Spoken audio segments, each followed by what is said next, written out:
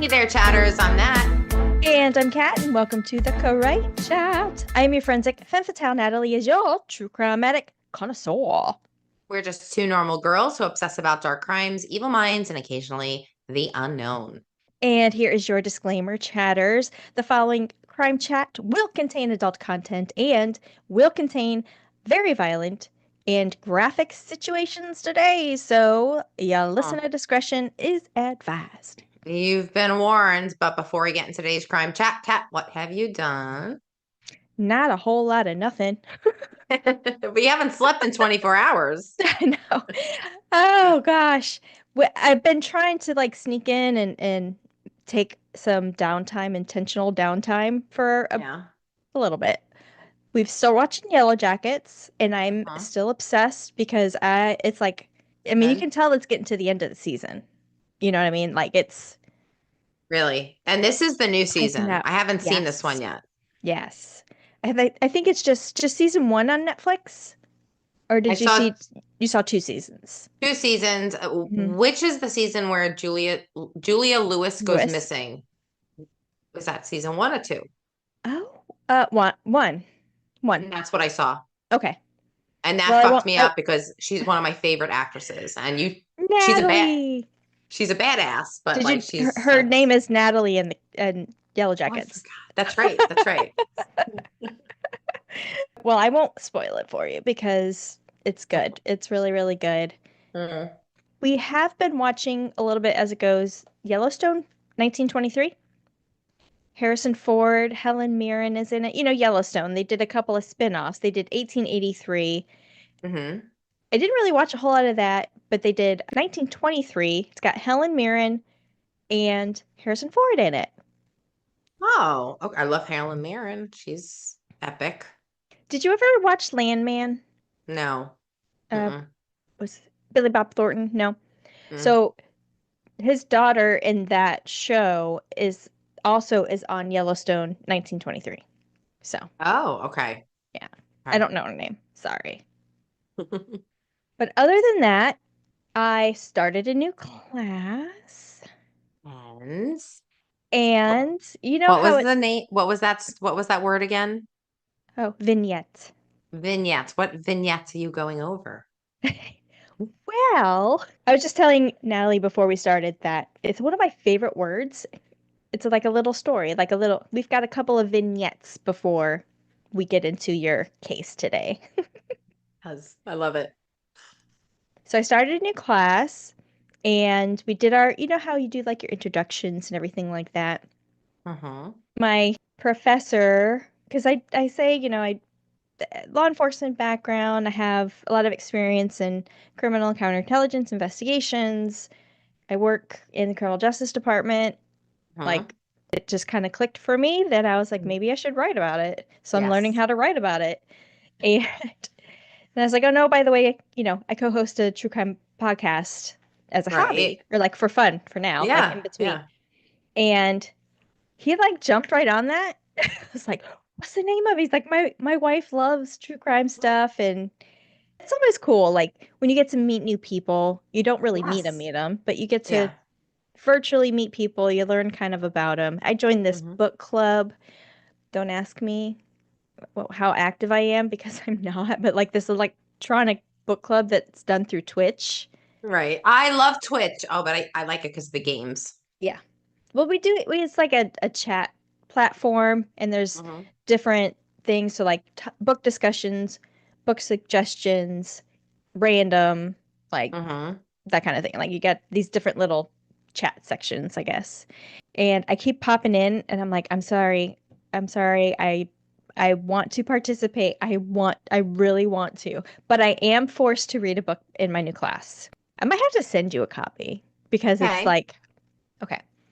Our challenge, should we choose to accept it, which we had to because that's part of the class, was to select Hmm. an award-winning author or novel, but it's like Pulitzer award-winning or nominee, Okay.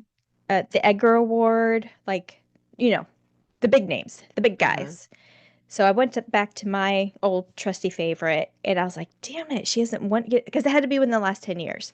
And I was like, damn it, she hasn't won anything. It's been like 15, 16 years. Patricia Cornwell, my favorite. Yes, I was gonna say your girl. Yeah. Yeah. So Who'd you I pick? couldn't pick her. Okay. Somebody I had never heard of, but she won an Edgar Award for her Mm-hmm. book as like the best youth literature. So it's youth literature, so it's for 12 to 18-year-old is kind of the target audience for it. But Uh-huh. it hooked me because it's about this 17-year-old girl who switches schools. Her mom passes away. She has to live with her dad and like his family now. It's a new school. She's a senior in high school. She has to do this big senior project. But along the way, there's a girl who died 17 years prior who is also 17 years old. And she starts looking into, like, I wonder what happened. She kind of gets obsessed. And then it hits her for her big senior project. I'm going to do a true crime podcast. That sounds good. That reminds me of Goosebumps. Goosebumps Oh, is like that. yeah. Yeah. Her Ooh, name, so the okay. author's name is April Henry. She's won Mm-hmm. several awards. This book is only, I think, 2 years old. She won the Edgar Award in 2023 for it. Okay. But it's a youth literature, and of course, I like the youth books a lot of times because like the chapters go by really really fast. Mm-hmm. I even went back and I was like, did I skip a chapter? Like one chapter was a page and a half. It was a little different, and but it's. I mean, I'm not far into it. What's the name? It's called Girl Forgotten. Oh wow. And the Okay. author is April Henry. I gotta check that out. That sounds like right up my alley. Ooh. Yeah. And the cover it's got like a shadow of a head with these big red like headphones like Hmm. on the cover Wow. indicate doing the podcast type of thing. But I was like I read it and I went back and forth with a couple different things and I was like, I'm just gonna go with this one. We'll see how it goes. I was gonna pick the short story. The 75 pages versus the 280 pages. Yes. We should do a book club. We Oh should my do like a crime chat gosh. book club. Yes. Yeah, I love that idea. Yeah, we should do it. Yeah. I yeah, time. Time. Okay. Time is not on my side. Because okay, so I started my new class. I'm Great. in the middle of the class that I'm teaching.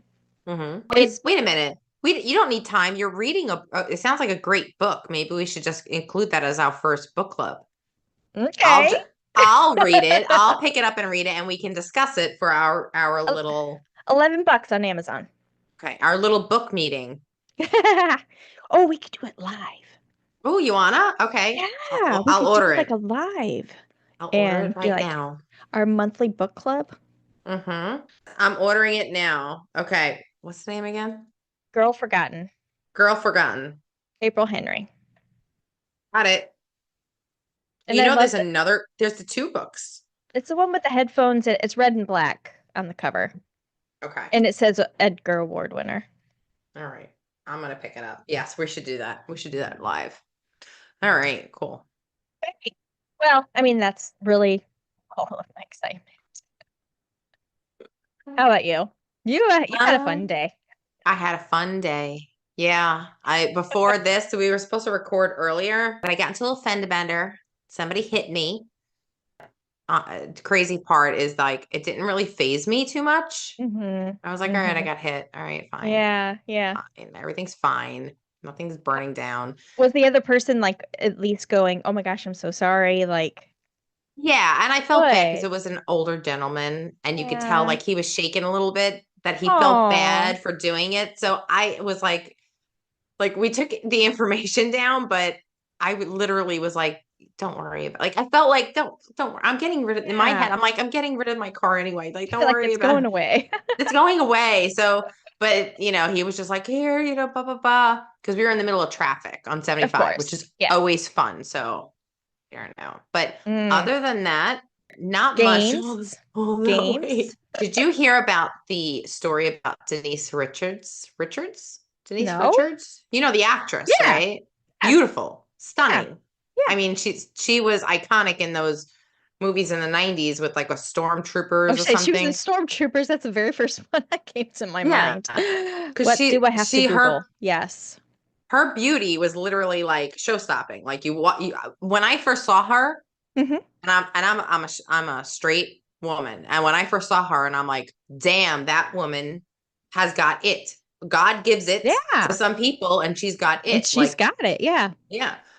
So, but in beauty, are you starting seeing a picture of her now? Yes, just about to- It gets I'm better. like, It gets better. is that So, the person? so she definitely she's a beautiful woman, but you could Mhm. she I mean she's older, she's in her 50s now. Of course. Yeah. But you know, she was also was married to Charlie Sheen, so she had Yeah. a kind of a fast life at one point. Yeah. Yeah. But she has a couple of kids. She has three daughters, I believe. The Hmm. oldest one is 21 now. Hmm. But did you know that the oldest daughter opened a OnlyFans account to go into porno, right? Because the daughter said that, well, it was this or working at a candy shop. Now, no offense, but if your parents are Denise Richards and And Charlie Charlie Sheen, fucking Sheen. there should Yes. be more options for you, Yeah. sweetheart. Like, so it just, one, it's that scary to think that that was their parenting style and that the Hmm. only option she thought was to go on OnlyFans. But Hmm. whatever. I mean, I support women, whatever decision they make. However, this was an interview with, it was the three of them. Hmm. And apparently her mother, when she saw that her daughter opened an OnlyFans, Hmm. a couple of days later, she opened an OnlyFans and she kind of Oh, stole her daughter's thunder. because who doesn't know Denise Richards? Right. Because her daughter made like 3 million in a very Oh, short amount shit. of time because of her name recognition. Yeah. And I guess Denise wanted to feel young and attractive again. And she did this. And like her daughter's a little like offended, like, why Hmm. would you do it within a week of me launching mine? Like, Yeah. why would you Yeah. do that? Yeah. And honestly, I see her point. I'm like, Denise, yes, we all know you're beautiful. But it's not Yeah. necessarily your limelight time. This Right. may be your daughter's time, even though I think that she should have had more options than OnlyFans. Like, why do that? Like, why would you do that? But I don't Oh know. my gosh. Oh, And a Richards joins an OnlyFans. Just saw it. June 2022. As a gesture to support her daughter who had attracted criticism for launching her own account. She said that she believed the creators of OnlyFans really took the best of every platform of social media and put it mm, in one site. You mm, own your own content in all your toe jam and feet. mm-hmm. The other sites, they sell your content. Richards earns a significant income on the site. Her friend, Tori Spelling, later admitted to subscribing with pseudonyms and spending over $400 on content and tips in 2 days. That's freaky. Oh my God. That's What? freaky that your friends are creeping into your DMs like that. Hmm. Yeah, it's interesting. It's interesting. Now, the criticism that she speaks of was Mm-hmm. actually from Charlie Sheen, who, when she opened her OnlyFans, Charlie Sheen went on record and said, I do not condone this. And the reason why it happened, like it, not verbatim, Mm-hmm. basically his statement alluded to this wouldn't have happened if she lived under my roof. Well, sure. So she Of was course. knocking her. And then in retaliation, Denise opened up this thing and just completely, Mm-hmm. like Denise said, sit this one out, girl. Mm. She's what, So 54? I don't Yeah, know. 54. She just turned 54 in February. Hmm. I mean, gorgeous. There, I did see one picture Gorgeous. on here. I was like, that does not look like her. Yeah. Her daughter is absolutely beautiful. And now it doesn't really look like resembles her, but you can Mm-hmm. definitely see Charlie Sheen in her as well. Okay. Daughter is Okay. absolutely beautiful. And once again, should have more options than OnlyFans or Candy Shop. Like, Yeah. Yeah. come on, do better. But How, and that's her my daughter's criticism. 21. Her 21 daughter, now. 21 now? I think Yeah. so. 21 or 22. She opened up when she was 18. So that was in 2022, Oh, you yeah, said? yeah, yeah. No. Oh, I don't jeez. know. But Ugh. that's it. That's it. That's my update. You're like, ugh. That's all the goss you got. Yeah. Alrighty. Well, my brain is mush right now, but that's okay. I'm gonna get through this intro. Are you hungry? Yes. I'm very hungry. I'm I hungry did not too. eat. I'm hungry too. I haven't eaten. I had a late breakfast. Fine. Let's do it. Let's do this. Hmm. Well, get your napkins wrapped around your necks because we're going to dive into some food crimes. Cool. So you asked me to talk about either murders that are related to like restaurants or food industry or stats on like mass murder or like, and I was like that's a big range, so I I did. tried to squeeze it together. I kept it wide, a nice like, umbrella, which Cast a anything could net. be. Yeah, and I figured you would have fun with it. So it seems like you did. So let's get I would love to hear what you pulled. Okay, so I'm going to go over some stats first. In 2021, the FBI named restaurants as the eighth most common place for a violent crime to occur. Really? Yeah. Crime statistics state that in 2020, food establishments accounted for 2% of all violent crimes, and that would be equivalent to 76 murders and 5,642 robberies. Now, that 2% is part of 675,000 plus violent attacks that happened in 2020. So, I mean, 2%. Okay. But still, Right. it's number 7 on the list. Right. And I wonder if all these people were hangry. Maybe. Well, I don't know about your story, but we're going to get into some little, kooky birds that Okay. might have got a brain freeze sipping that frosty a little too fast. In the same report, the FBI named restaurants as the number 7 top location for break-ins. Now, break-ins are not considered a violent crime because there's usually not anyone in danger, so that kind of separates it from the robberies. However, in 2020, 14,313 break-ins occurred at eating and drinking establishments. It's a lot. Mm-hmm. However, this does continue to confirm that homicides are usually committed by someone who knows the victim versus a stranger. And at the same time, the stat said strangers are more likely than acquaintances to actually commit violent crime overall. It's crazy. Hmm. Yeah. So, what do you think the most common method of killing is? Like cause of death? Um, you asked me this question in season one, and I know I'm going to get it wrong again. I want to say gun violence or shooting, but I know it's something else. No, that's it. It is. I got it right. It Okay, is. Yeah. season one, I got it wrong. Remember that. Guns. Guns were used in 60% of the violent crimes in 2020. The most common place. What do you think? It's probably easy. Oh, the most common place for gun crimes, Well, just the most common place for a violent crime. a violent crime. Where do you A think you're the host, safest? your house. Yeah, Oh at a boy. residence. Hmm. That was followed by an alley or a roadway, a parking garage, and then a convenience store. Yeah. So, jumping forward to 2022, restaurant employee deaths rose up to 22%, ma- making up for nearly a quarter of all the 524 workplace homicides that happened in 2022. Wow. Most victims were serving customers at the time of whatever happened to them. But Mhm. overall, even the workplace violence just in general spiked as well in 2022. I wonder how much of that percentage includes a Waffle House. Ooh, they did not break it down by a brand or by a restaurant Because by choice. you go into a Waffle House, you fuck around, you're gonna find out they don't care. The last time I was at a Waffle House was probably 3 or 4 in the morning. Right. About when did we go? 2010? Oh, get back to a walk. I go there, I want to say every 2 weeks on a weekend and get my waffle, my blueberry waffle.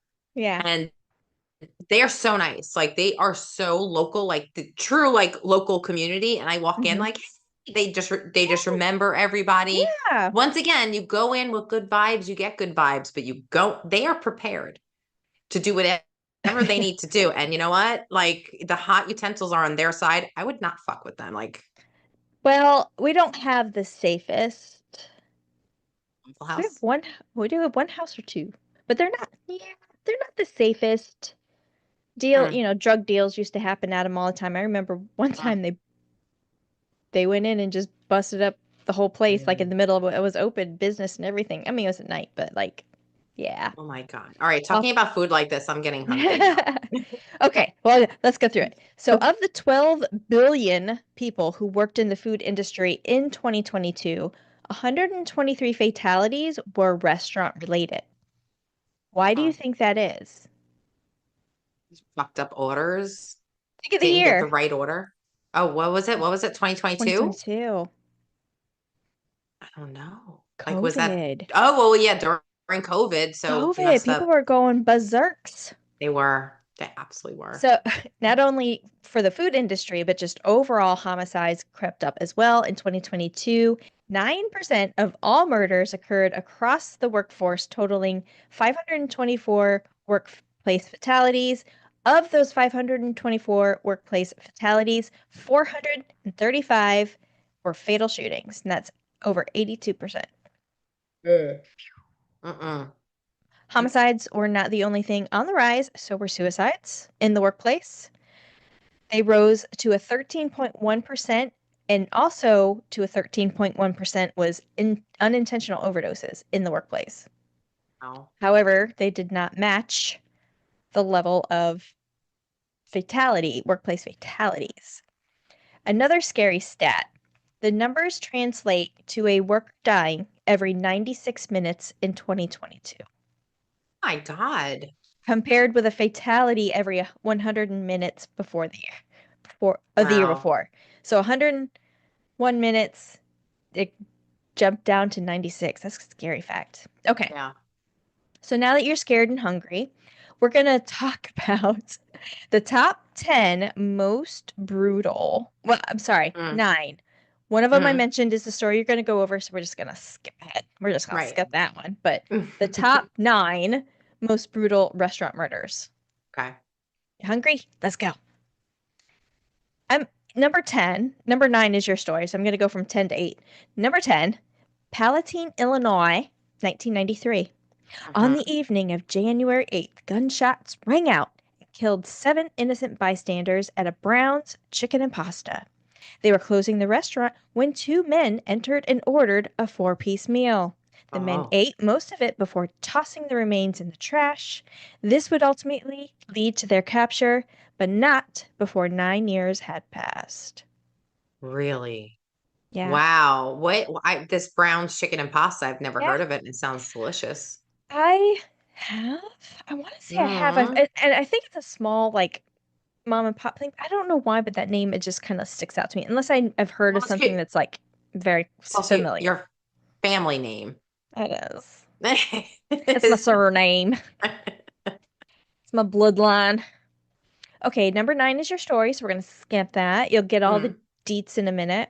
Hmm. Number 8, Irving, Texas, 1991. On January 26th, 2 men were waiting outside a Taco Bell for one of the employees to open the back door and take out the trash. Armed with guns, they got their chance, forced their way inside. Intending to rob the restaurant, they forced 4 employees into the walk in freezer. One suspect stated he planned to leave them there, then he changed his mind. He went Mm. back to the freezer and asked each one of them, "Give me a good reason not to shoot you." Wow. Then he shot each one of them at close range. 3 of them were in the head. Hours later, he was pulled over and had a Taco Bell bag filled with cash. Of course, he was caught. He and his partner were charged with 5 murders because sadly, one of the women that were killed was also pregnant. Oh my God. When you said he Yeah. went back to the freezer, I thought he had to change your mind to let them go. Oh Wow. no. Mm-mm. Wow. He ran for the border. Speaking of the border, we're going to Jalisco, Mexico. Mm. Number 7. I don't know how to say it. Jalisco? Jalisco? I know the J is like a h. I like Jalisco. Jalisco, I like Mexico. that. 2021. A gang of armed gunmen rushed into the small El Mimos restaurant and gunned down 3 victims who were sitting at their table. Shortly before this, There was a kidnapping with a triple homicide from one of the members of the Jalisco's prominent family. So, like, they own the town. Mm-hmm. So, that is three people who were killed in the family. Mm-hmm. Then, that same weekend as this El Mimo's restaurant killing, there were two more people killed in Jalisco. Police Mm-hmm. believe that they were the cartel, but nobody's ever been caught. Nobody's ever been charged with the crimes, and I don't think anybody will. Yeah. Hmm. Number six, Flushing, Queens. Do you know this story? No, 2000. I don't know the story. Are No, you sure? I don't know. God, Might is ring my a name in bell. it? Am I in it? Am I the drama? Am I in the drama? Yeah. On May 24th, 2000, just before closing, employees were surprised when the manager called them into her office. When they entered, she was accompanied by one former employee who had a gun, and then he had a friend with him. All seven employees who were working there at the time were bound and gagged. Much like the Taco Bell murderers, the employees were forced into the freezer and they were all shot execution style. Now, Wow. five of the seven were killed. Hmm. The other two, after being shot, were able to escape and go call for help, and both of the men were sentenced to life. I think Good. one of them was actually sentenced to death, but his death sentence was commuted. But Mm. I don't want to get too much deets. Just the frosting, just the blueberries on your waffle. Number five, Mount Pleasant, Texas, 1982. On May 10th, three Pizza Hut employees were clinging after closing when two brothers entered and demanded money. One victim was shot, one victim was shot and beaten, and the third victim was shot, beaten, and stabbed. Their bodies were found in the restaurant's storage area after. Okay, so the store's closed. Husband's coming to pick his wife up, who's working there, who's closing the store down. He sees the cash register open. The money's gone. Doesn't know where anybody is, so he calls the police. Well, they found Right. their body in the storage, like in the Oh, back storage area. that's terrible. Both men were convicted of brutally murdering three people for measly $100 is what they stole. Wow. $100. That's terrible. I mean, it was 1982. It's fine, but still. Still. Number four, Austin, Texas, 1991. On December 6th, a yogurt shop called I Can't Believe It's Yogurt Mm. closed up for the night when unknown attackers murdered two employees, one of the employees' sisters, and then a friend. So the sister and the friend were with the girls. The girls were getting off shift and were just kind of coming to hang out as everything was getting closed up.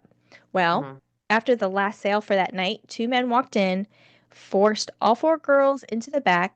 They were gagged with their own clothing and shot in the head and then set on fire. Oh my God, that's horrible. What makes this even worse? Because the building was on fire. Of course, people are like, oh, the building's on fire. Call 911, get the fire department out here. Well, Right. they didn't know that there were people inside. And so the naturally extinguishing this fire actually destroyed most of the evidence, and this case is still unsolved. Oh my God. That's almost, what's what, 35? Almost 35 years. Yeah. Wow. Number three, okay, I'm gonna screw up some names. I tried to keep names out, just keep it very like blueberry, but I have to Mhm. put names in here because you'll see. Okay, number three is Macau, which is a Portuguese colony in China, and this Mhm. was August 4th, 1985. 10 members of the Zheng family were murdered. The Zheng patriarch, the guy who owned this restaurant, was a gambler. His restaurant was called Eight Immortals, like the number eight in immortal. Eight Immortals Mhm. restaurant. Like eternity symbol, Oh, immortal. Yeah. okay. I didn't even think about that. I was just like, that is so weird. Okay. That's Well, narcissists right there. well, he makes all the money and I guess he wastes all the money too because he Yeah. found himself owing Mhm. 180,000 yen to somebody. And the guy actually gave him a year to pay it off. Okay. A year came, no money. So when Yang couldn't pay, the guy ended up going to the restaurant and saying and demanding his money. So it was the patriarch Yang, and then 9 of his family members. They're closing everything up, they're cleaning, and he breaks off a bottle, takes the son of Yang, like one of his sons, and puts the jagged edge up to his neck and is like, "Give me my money." Okay. So you've got the dad, the son, and then the other 8 family members. They were told to bind and gag each other. One woman, I don't know, like relation to the patriarch, but she began to scream and began and tried to run out for the door. Huh? But that jagged glass that he had in his hand, stuck it right in her neck. Oh my God. And Oh. this was the beginning of a massacre. He Mm. either stabbed or strangled the remaining family members, spent 8 hours dismembering their bodies, throwing them in either like throwing the remains in a dumpster or in the ocean, because I guess it's near the ocean out there. He got away with it for a year. But you know what he did in that year? He ran the Eight Immortals restaurant. Isn't that fucked up? Why wouldn't you separate from yourself from the crime scene? Like that's Maybe people knew that they were like friends or whatever, and I don't know. wow. So, Mm. however, a year later, body parts started washing ashore, and I guess he was like freaked out or whatever, and he confessed, was convicted, and then he committed suicide. Wow. Wow. Yeah. The three C's. Yes. Well, okay. Number 2. I don't know how to say this. A district of San Diego, San Gerito? Sure. In California. 1984. July 18th, one man went on a nearly 2-hour rampage at a local McDonald's. Huh. The man's wife told police that her husband exhibited increasingly erratic behavior and telling his wife just moments before he opened fire that he was going hunting, quote, quote, for humans. The man entered with 3 different firearms, immediately shot the manager.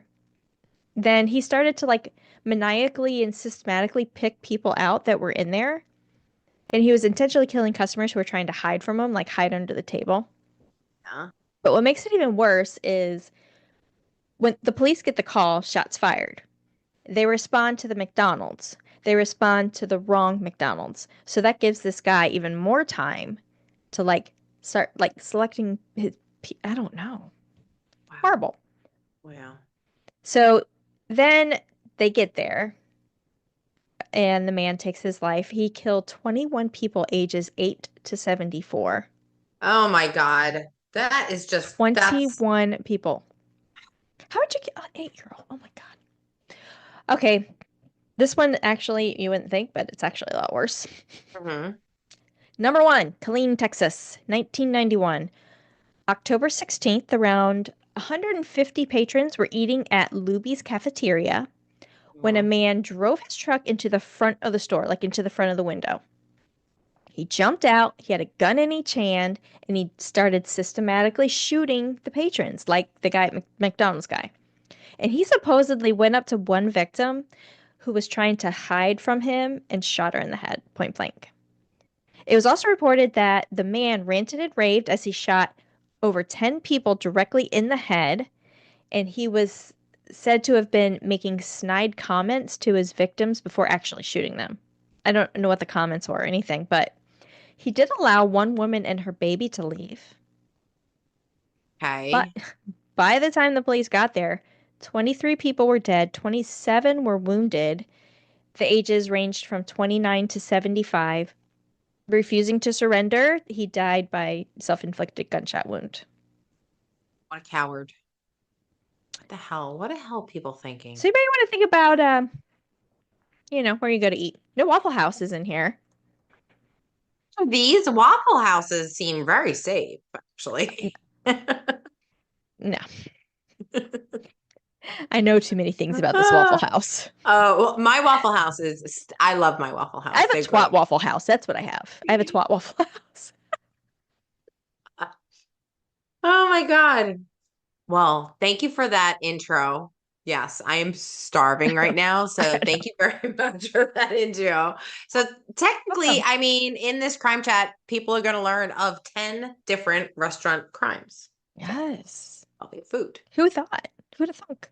My story today is about the Burger Chef murders, and it is a haunting unsolved crime. Mm. Let's get started. Okay. Well, I only know like 4 sentences of it, so. okay, so on a chilling Friday evening, a peaceful suburb just outside Indianapolis unknowingly became the setting for a mystery that would linger for decades. Bum, bum. Hey, Bum, bum. Indianapolis. Yeah. Is it still there? Can I go visit? Indianapolis? I think so. Not, I mean, not Indianapolis. No, no, the restaurant's not still Ow, there. ow, ow, ow. Sorry. Oh my God. I think I just caused Kat some significant pain. Ow, my back. Are you okay? Oh my God. I'm Chatters. fine. I'm Do we need to call 911? fine. No. Okay, I'm fine. We're back. Back to the story. Okay. This is the Speedway Burger Chef restaurant, which was located at 5725 Crawfordville Road, and it's I'm not gonna. there anymore. Oh, damn it. I'm gonna go there though.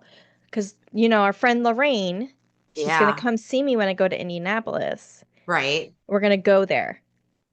It's not there anymore. The road's there. Oh, okay, okay, okay. But then you have to take a picture. I need a Well, picture. that's what I'm saying. We'll go there and be like, this is Take where a I used to picture. Stand in front of the street sign and take a picture. be. Like on Bourbon Street. You have to take a picture with Bourbon Street sign. That's right. That's right. Just so you know, the scene behind us is also the interior of the restaurant. On This fire. the diner. Not, Yes. not behind directly, Oh, but but oh, behind and the that. Yeah. Okay. okay, I think I am broken. No, we're hangry. This is what happens. Like it's ironic we're talking about food, a food related crime, and we're both starving. So it is what it's God only knows what this road is taking us. Okay. So at the restaurant, it was a typical weekend. The scent of freshly made burgers and fries waffling through the air. Oh my God, I'm hungry. And this weekend, murder was also on the menu. Mm. So now on Sorry, can I get that to go? I'm sorry. Horrible. Horrible. it's listen, you gotta, I don't know, like I think we're just desensitized at this point. After a car accident, I was like, yeah, everything's fine. Yeah. Everything's fine. Okay, so on November 17th, 1978, four employees clocked in to start their day, a normal day, greeting customers and Mm. serving great food. Burgers. The Mm. employees on shift were Jane Fried, known to be a bright and capable 20-year-old born on June 25th, 1958, had recently become an assistant manager thanks to her reliability and cheerful personality. Oh. Friends and family would say she's was a mature 20-year-old beyond her years. Hmm. And Jane was a respected member, I guess, in her community and also at the restaurant, and everybody Hmm. seemed to like her. Next one, 17-year-old Ruth Ellen Shelton, born September 19th, 1961. What? You know something. What do you know? I don't know if I should say it, but my Say it. mom's born just like 2 weeks before that. Really? But she's not from this area, right? No, no, no, no. Oh, okay, No, we migrated to New York from okay. Italy. Joyzy to be more specific. Okay, so now she was a high school student at Northwest High School. This was her first job, and she was Hmm. super excited to earn her first paycheck. Ruth was known as shy, but took pride in her job. I mean, Good. yeah, I love Ruth. Oh. Next one is Daniel Davis. He was just 16 years old and he was born September 6th, 1962. Mhm. Daniel was known for his energy and being the class clown at times. He was a junior at Decanter Central High School. Daniel started working at Burger Chef the second his working papers cleared, basically, because he wanted to buy a car. Didn't we all at 16? Of I mean, course. that was it. The car. Yeah. Car meant independence. I was Car gonna meant, say freedom. yeah. Carmen Um, makeout sessions. yeah. But we didn't have phones back though. We did have phones. The luxury was a phone, but we normally didn't have Yeah. phones. So No. we were never caught. No. So yeah. Anyway, I had a pager, a pager, and then yes, and then but then did you you had ever to find a payphone. right? But did you ever do the codes on a pager? Yeah. Mine was like a translucent blue. Oh, okay. So you were fancy. I got the color. I had the shit color brown one. Brown. The brown one, the one. I had a black one first, and then I got the blue one. No, they had like the really cheap ones that were like this crappy color brown. Like everybody had one, unless you were cool. Then you had a Oh. colored one. I wasn't cool. Oh, okay. I just had. Well, I listen. guess I that was never cool. answered it. Never answered it anyway. 911. Boobs. Hello. And lastly, Mark Flemons, also 16, born May 24th, 1962, attended Speedway High School. People described him as quiet and polite. Mark wanted a job at Burger Chef as a step towards independence, as well as helping his family members out. Mm-hmm. Where was your first job? Did we talk about this before? No, my first job. Well, I was an equestrian majority like in my younger years, and so I was working mucking stalls at like 13. I did that too, but I didn't make any money on it. No, but I wasn't allowed to work, but I was working. You know what I'm saying? Yeah. Like my first job was at McDonald's when I was 14. it really? I was 14. I made $4, like $4.15 an hour or something like that. It's crazy. It's crazy that you know what, people don't make much more than that right now. I know. Like 7 something. It's crazy. But yeah, that was like almost 30 years ago. No, it was. Oh my God, it's over 30 years ago. McDonald's will always be here. Always. I will not. No. You don't eat McDonald's? Uh-uh. How did I not know that? McDonald's. No. Filet of fish? The fries? Remember? Oh my God, do you remember? Oh, what's that song? The McDonald's song was patty. like a hamburger, a cheeseburger, filet of fish. All beef patty, says special sauce, blended cheese. Yes. Yes, Big Mac special sauce. Steak and Shake, FYI, is changing their oil and the way they're cooking, and they're using tallow, beef tallow, so it's going to be super fucking healthy. Like super healthy. Like their fries are going to be fried in beef tallow, not oil. Like it's going to be, it's not going to have any like preservatives or any of like the harsh chemicals. It's going to be all natural. And I'm like, I'm here for it. The last thing I need is another reason to fucking French fries. But I do like when I make French fries at home, I normally use like a very clean oil, but they don't do that at there. They kind of just use bulk. You can tell sometimes like it's the same oil. Like, did you ever do that with like when you get some like a onion rings or and you can taste like fish? Yes. It's not good. No. Yeah. So Steak and Shake is trying to lead the way in a different, and I think they're going to be successful. They have me as a customer. All right. So anyway, back to story. So now their shift typically began in the late afternoon around 4 p.m. The general manager who oversaw operations was not on duty that evening, and Jane was the assistant manager, so she kind of took the reins that night. I was wondering because they all seem pretty young.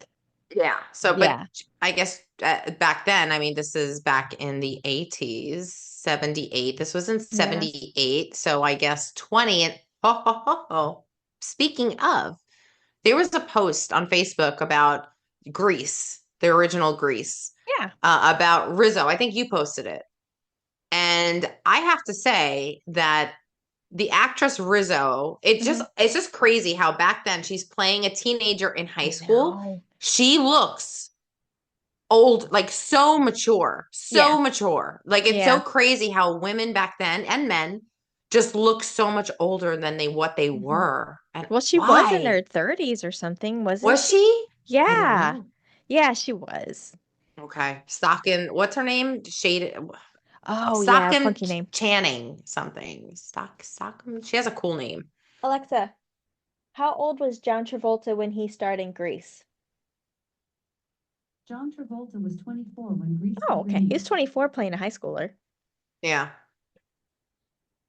I thought he was older than that, but okay. But she definitely looked very mature amongst Hmm. all the women. Oh, yeah, for sure. Yeah. That's why she probably got the sassy pot. All right. So around midnight that evening, Brian Kring, another employee, casually stopped by Burger Chef, expecting a quick chat with his coworkers and also classmates. Hmm. Instead, he found an eerie scene. Mm. The lights were still glowing, the cash registers drawers were open, and the back door hung open. Hmm. But the restaurant was deserted. No Hmm. customers, nothing. Brian immediately called the police. When police arrived, they mistakenly concluded that the missing employees had simply stolen the money Oh and my. left Oh. willingly, treating the case lightly and failing to secure crucial evidence. Mm. To make matters worse, Burger King management unknowingly compounded this error by cleaning the restaurant thoroughly the next morning, destroying any chance of recovering Mm. any vital clues. Mm. I hate that when that happens. Yeah. I mean, you don't Initially, know what you don't know, but still yeah. have a little Mm. foresight. You would think, yeah. Initially, the community reacted with confusion and disbelief rather than immediate fear. Locals speculated about what might have occurred, with many agreeing with the police's early assumption that it was just a case of teenage workers taking money and briefly going on like a misguided adventure. Parents, however, expressed deep worry Yeah. immediately, Yeah. insisting it was unlike their children to vanish without notice, and classmates and neighbors agreed. Meanwhile, local newspapers called it a possible theft, running story titles like Local Teens Missing After Burger Chef Robbery, not reflecting at all the gravity of the situation. Or the fact that they're not home, that Right. And you like know, if haven't your daughter or son is the type to do something like that or not you call would home, or yeah. we got 16-year-olds here, you know? 2 days later, on November 19th, hikers exploring rural Johnson County, some 20 miles from Speedway, stumbled on a gruesome sight. Oh. Hidden in the falling leaves were the bodies of Jane, Ruth, Daniel, and Mark, all brutally killed. Jane had been stabbed twice with such force that the knife handle had broken off and remained lodged in her chest. Wow. Yeah. That is crazy. I saw that earlier and I was like, "Ugh." Oh, yeah. Ruth and Daniel were executed, shot multiple times in the head at close Hmm. range. Hmm. Mark had suffered severe blunt force trauma to the head, and due to the bleeding from his head, he ultimately choked on his own Mm. blood. So he Yeah. wasn't dead. He was choking on He the amount of blood he coming drowned from in the his wound. blood. Oh my God. Yeah. 16. Oh. The discovery shocked the community. First, the botched initial response severely hindered the investigation. Crucial evidence, including fingerprints, fibers, footprints, and potential DNA, though not tested at the time, but could have been collected for Yeah. later testing. Yep. It was all lost.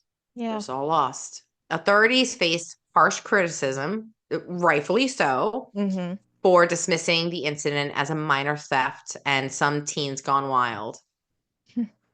Just to pile on the mountain of botched police work here, they also received a call from a teenage eyewitness who had reported seeing suspicious men near the restaurant the same day they discovered the missing teens. But police initially ignored his account, only to realize its importance when it was too late. Yeah. Hmm. The investigators tried to gather as much evidence as they could and began to try to figure out what happened. They discovered Jane's car abandoned near the bodies, strongly indicating that the victims were abducted by the killers and then Forced to. taken there. Yeah. Oh, but with the restaurant scene thoroughly clean, detectives struggled to piece anything together, and the case went cold. Mm. However, in 1984, a prisoner named Donald Forrester confessed to the murders, suggesting a drug-related motive linking Jane's brother to unpaid debt. So I guess she had a brother that had some shady Oh, dealings. yeah. So authorities initially took him seriously because they had to. They had nothing else and they Right. got so bad. Yeah. Especially now, get this, Forrester described specific crime scene details that were not disclosed to the public. So he knew something. Like, how did he know this information? Okay. But unfortunately, through interrogation, they say that his story unraveled through scrutiny and that his confession was eventually disregarded. So I don't know why, but I feel like this is the most plausible thing going on here. So I mean, don't know. definitely something to look into. Yeah. Now, police also pursued the Speedway robbery gang theory. And this is a theory of a local criminal gang known for targeting restaurants. And it fit certain descriptions provided by witnesses. Despite compelling circumstantial evidence, authorities never managed to gather enough actual evidence to prosecute anybody, even though they had two people. They had two people in mind that were affiliated with this gang, but they had nothing. They had nothing to put them there at the scene of the crime. An insider theory was also explored, with investigators extensively interviewing employees, former workers, and associates, suspecting that the killers may have had an intimate knowledge of the restaurant's layout and operations. Ultimately, this also led nowhere. So, I don't. Unfortunately, this was complete. It was botched from the beginning, and I don't know, but there was another theory. Another theory was the serial killer theory. Some investigators and amateur sleuths theorized that murders might have been the work of an unknown serial killer, given the burial and methodical nature of the killings.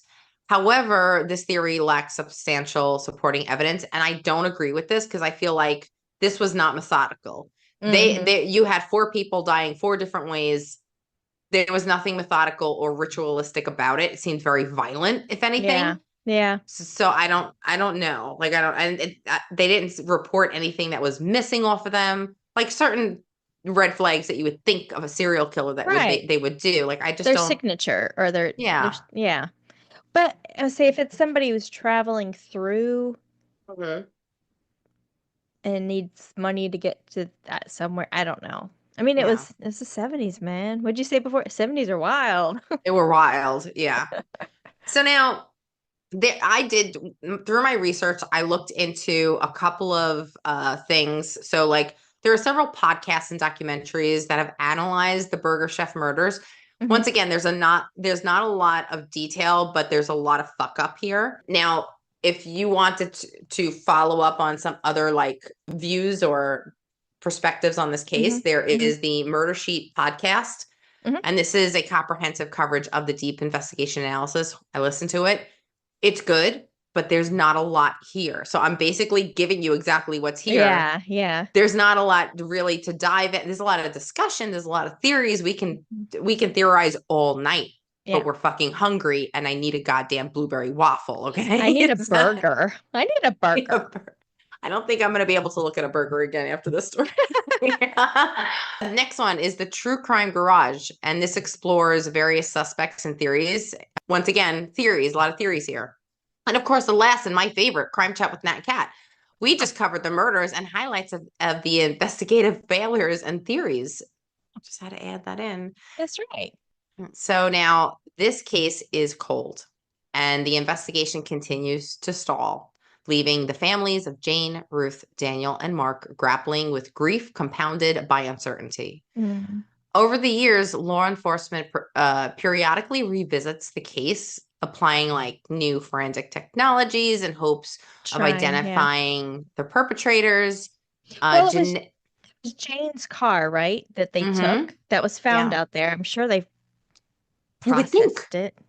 You would think if somebody else sat in that car besides Jane, they would know exactly. They could Yeah. pull that evidence, but I guess they just did not preserve anything that would make any sense here. I don't get it. But then you know what that reminds me of? What was Hmm. that story you did with the kid with the car with the at the water?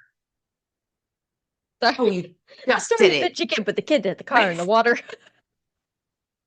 With the Michael Myers mask. Who was that kid? Oh, fuck yes. I can see his face. In Canada or something? Where was he? Oh, it wasn't in Canada. Where was he? Brian, Sohi? No. Cohey. Brian Cohey. Sohi. Kohi. Oh, Yes. yeah. Same thing. Like you have potential blood on the bumper, but you give it back to the parents to clean up. Like Mhm. who does that? Yeah. Like if like I just feel like that was a missed opportunity that police just kind of gave away. So they're hoping like genetic genealogy, Yeah. Yeah. any recent advancements can refresh like some type of optimism here. I really feel bad for the families. Now, the Burger Chef murders remains amongst Indiana's most notorious unsolved crimes, a tragic example of how early investigative mishaps can profoundly hinder justice. Mhm. Jane, Ruth, Daniel, and Mark remain forever etched in the community's memory. Mhm. Their story, a chilling reminder of lost innocence and the enduring search for answers. And once again, I feel terrible for the families here because I wonder if they had took any type of legal like retaliation towards the county for really fucking this up. They should. I feel like they should. Yeah. But I have a question for you, Kat. Oh, But so I know the story was short, but like what we went over, like what theory do you find most plausible and do you think it could be solved? I think that it's possible. At first, I was thinking the brother Mm-hmm. who might have some sort of drug dealing because the Chinese, the gang that we went over, where he killed because he owed him money, he killed 10 people in this Right. guy's family and then ran the restaurant for a year. But Right. like, money's a motivator. So if somebody owes somebody money, I mean, that's why the mob was so dangerous. Right. Is Lots of so money, dangerous. money. What's that Yeah. song? Alexa, who sings the song that goes, "It's not about the money, money, Ask Alexa to play it. See if she knows money." it. Alexa, play Price Tag. Here's Price Tag by Jessie J, featuring B.O.B. on Amazon Music. You know what the song reminds me of? What? Pitch Perfect. Have you ever watched it? They sang that in that movie. Yeah. That song, they sang it. Yeah. Yes. Yeah, that's what I heard it and I was like, that's automatically what I think of. I think of the a cappella Mm-hmm. when they were singing it. Well, that Anyway, is yeah. my short. What is that word again? Vignette. That is my short vignette. Unsolved crime, cold, still cold, of the Burger Chef murders. So I hope you enjoyed it. And now I'm starving. I'm hungry. Alexa, define vignette. As a noun, vignette is usually defined as a decorative design or small illustration used on the title page of a book or at the beginning or end of a chapter. As a verb, vignette is usually defined as to finish, a picture, photograph, etc., in the manner of a vignette. For more, ask me to give you more definitions for vignette. All right, you're retired for the night. But that's crazy. Yeah. Yeah. You know, and so you did ask me, do I think it would be solved? I think it's possible. So, what do you think about the Jack the Ripper theories? That they think they know who it is on DNA now. I believe it. The Polish guy? I believe it. Aaron something something? Yeah, I think so too. I think we've romanticized it so much in our brain that we feel like it's not somebody that can get caught, that it's just a mystery. But I think like there's no reason not to think that this person could really be Jack the Ripper. And there's also a TikTok of a guy who said that like his grandfather was the Zodiac killer and he has like all this proof.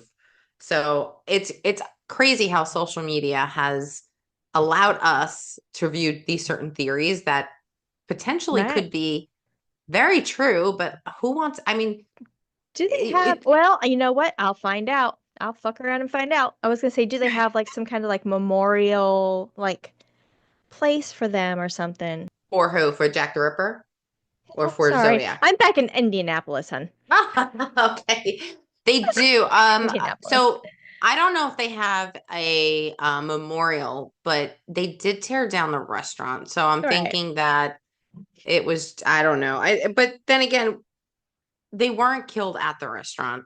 And the Right. restaurant continued to function a little bit after that. It wasn't taken down. So it was a way after that. I think it was changed over in like 1991 or something. I think I remember like hearing this story before, actually. And I remember something about, because I remember Burger Chef.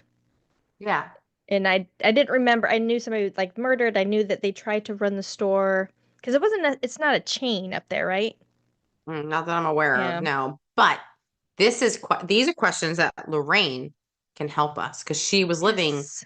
not in Indianapolis, but she is from Indiana, and she could help us with some. Maybe she knows people that knew the crime or was closer to the crime because she did Maybe. have her father was closely related to Richard Speck. That's right. He worked with him, so. Yes. But Well, apparently say- I have a long distance kin to a witch, so I told you that. That's right. That's right. Seven Mary Gables. Eastie. That's pretty cool, though. Yeah. That's pretty. The more reason you should go to Salem. Oh, I will. And, I'll go there before I die. But we should probably all just plan a trip. Like, why don't we just do that? Like, for a weekend, for a 2-day weekend, like fly into Salem like Friday night, Saturday the whole day we spend in Salem, and then Sunday we leave. It goes so fast. I know, but you only need one day. Trust me. I was there for Halloween, right? Right. And I did all the Halloween festivities, which is insane, but it's super, super expensive. So it's like any price they had was like quadrupled, like one room. Of course, yeah, that probably pays their. Oh God, for the whole year. For the economy, for the whole year. Just to give you an idea, so I stayed at the Nathaniel Hawthorne Hotel, which is like the really posh hotel in the center. Yeah. And the day before Halloween, I paid, I want to say like less than $100 for my room. I want to say it was like $80. Halloween night, it was about 800, like 7 something. It jumped just that one night. If I wanted to stay there, that's how much I had to pay. Do they do, like, is that price gouging or is that like I mean, it's supply and demands, but like. I don't know, but they did it. And I paid it. So yeah. They did it and I paid it. And I don't regret it, but anyway, so, well, because we're going to leave you hanging, chatters, for more information on this case, please check out After That Crime Chat, only available on Patreon. And don't forget to follow us on all of our socials. Crime Chat with Nat and Cat on Facebook, Instagram, TikTok, and X. See what we got going on. Remember, Crime Chat with Nat and Cat, when you become a VIP chatter to our Patreon, you'll have access to bonus episodes, behind the scenes, bloopers, and free merch. And check out some merch in the works.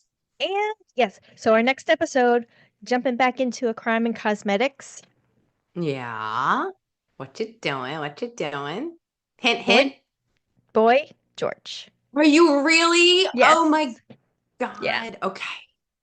Yeah. I was a Boy George super fan. Yeah. In the 80s. Like, I loved him. First of all, I was really want to hurt oh my God. Me?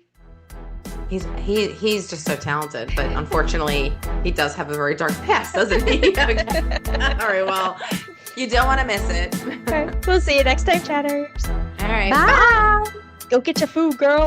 Yes.